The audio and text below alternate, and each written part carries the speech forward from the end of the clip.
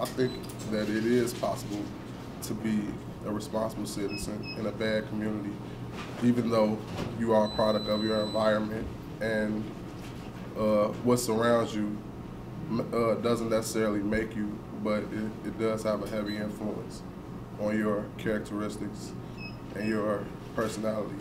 But it doesn't necessarily make you a bad citizen. You can still be a productive citizen in society. I think it is possible to be a responsible citizen in a bad community for the simple fact you got two different types of people, leaders and followers. And if you're a leader, you see the need for what's around you and you do what it takes to get it done in spite of. So I think that's the best response I have to this question. Yeah, I think you could be a responsible citizen in a bad neighborhood. Basically, it's all up to the individual, and if everyone as individuals tried to be a good citizen, then the whole community would end up being good. It's just about like not going into the dark side of things and just I don't know what to say. I think that it is possible to be a good citizen in a community because everybody needs to work as an individual, and if you're never given the words that were taught from right or wrong, you would have to choose on your own as a person, as an individual. So I think everyone working together as one person on their own would make a good community. Okay, so I think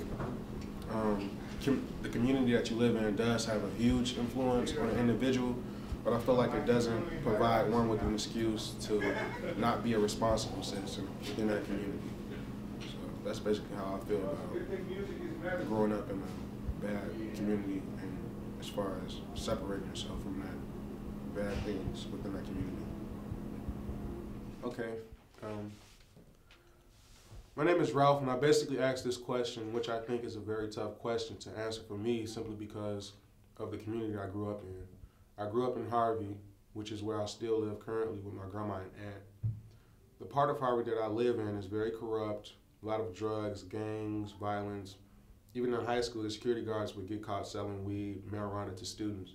And of course, you have the crooked cops as well. So I really didn't have anything particularly good to look forward to on a daily basis. What I pretty much see all the time are people shooting. I've actually seen someone get shot right in front of me. Selling drugs, gang fights. I once saw a boy get hit in the head with a baseball bat coming home from high school one day, walking home, and it put him into a coma. And so yeah, I saw things like that all the time.